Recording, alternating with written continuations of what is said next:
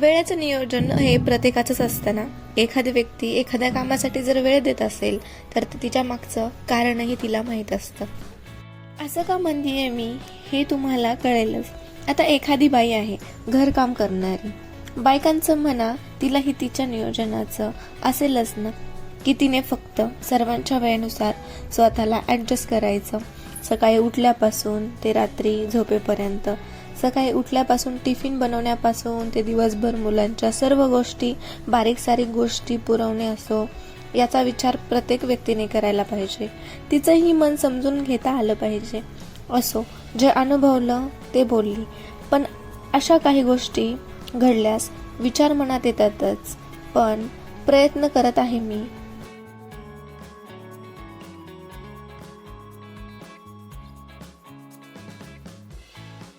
चला असो, तर बघा ना, मी दही लावलं होतं आणि उन्हाळ्यात तसंही सर्वांचंच दही खूप छान लागतं.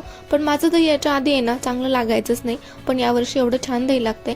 आता हे गिर गाईचं दूध आहे म्हणून की काय, आणि चव पण एवढी छान लागते ना या दह्याची. तर गिर गाईच्या दह्याची खरंच खूप छान चव लागते.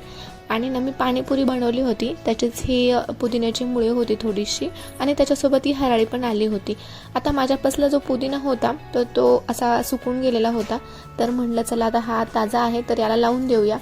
पण मी पाणीपुरी बनवतीये, 1-1.5 तास होतो की नाही तोपर्यंत तर हा पुदिना आणि हे वाळून गेलं.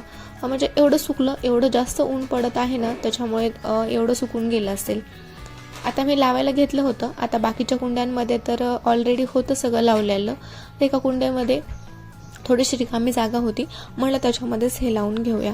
आणि बघा ना, आता मागेच ना थोड्या दिवसापूर्वी मी लाल तिखट मसाले वगैरे बनवले होते, त्याच्यातल्या थोड्याशा बिया होत्या, तर त्या मी एका कुंडीमध्ये टाकून घेतल्या होत्या.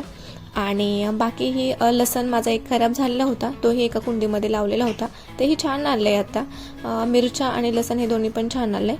आणि एका कुंडीमध्ये मी थोडीशी मेथी दाणे टाकले होते. आता एवढी मेथी त्याच्यातली तर काही सगळी आलेली नव्हती, आणि एवढ्या मेथीची काय भाजी पण होणार नव्हती, त्याच्यामुळे मी तशीच राहून दिली होती आणि त्याचा काही यूजच झाला नाही, त्याच्यातच खराब होऊन गेली.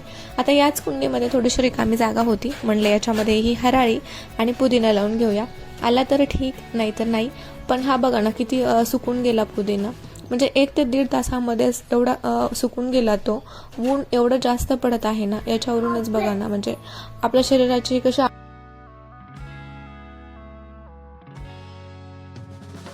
आता ह्याच वातावरणामुळे ना मागे आम्हाला उलट्या जुलाब हा त्रास झालेला असेल, पण जेव्हा आम्ही डॉक्टरांकडे गेलो ना तर तेव्हा ते बोलले फूड पॉयझनिंग झालं. म्हणजे त्यांचं असं म्हणणं होतं व्हायरस बॅक्टेरिया फूडमधून आपल्या शरीरामध्ये गेले की उलट्या जुलाब याचा त्रास होतो. आणि तेव्हा कसं तुकाराम बीज वगैरे पण होतं, थोडंसं बाहेरचं पण खाण्यात आलेलं होतं, तर आम्हालाही वाटलं त्याच्यामुळे झालेलं असेल. पण असंही मला वाटत होतं की हे उन्हामुळे हे होऊ शकतं, कारण तेव्हा मी जास्त कूलरचा वगैरे यूज करत नव्हते, नेमकंच उन्हाळाही चालू झालेला होता, त्याच्यामुळे त्या गोष्टींचा काही वापरही नव्हता जास्त होत, आणि याच्यामुळेच ते सगळं झालेलं असेल बहुतेक. चला असो, तर ह्या रिकाम्या कुंड्या होत्या, त्या सगळ्या कुंड्यामध्ये मी ही आता ह्या सर्व मंजुळ्या रिकाम्या कुंड्यामध्ये टाकून दिल्या, आणि थोड्याच वेळाने बघा ना एवढ्या सगळ्या गाराचा पैसा झालेला होता. आता ह्या भिंतीवरची एवढ्या गारा पडत होत्या, असं तर व्हिडिओमध्ये जास्त काही दिसत नाही आहे, पण ॲक्च्युअलमध्ये आता मधून एवढ्या गारा पडत होत्या. आता आम्ही जिथे उभा होतो तिथेही येत होतं आमच्या पाण्यापाशी.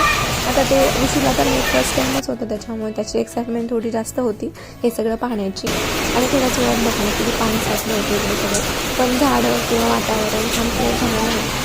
असं आता 1-2 महिन्यापासून थोडंसं ऊन जाणवतच आहे, आणि असं अचानक पाऊस आल्याच्यानंतर सगळं वातावरण थोडंसं चेंज होतं, आणि माती पण एवढा छान सुगंध येतो. आता इथे बघा विषूला मी गारा हातात दिली, तर त्याला असं वाटायला लागलं की ह्याचा स्मेल घ्यायचा असतो तिथं, म्हणून तो असं त्याच्या हातात घेत होता आणि असं त्याच्या नाकाजवळ घेऊन जात होता, आणि थोडंसं गार लागायला लागलं की असं खाली फेकून देत होता.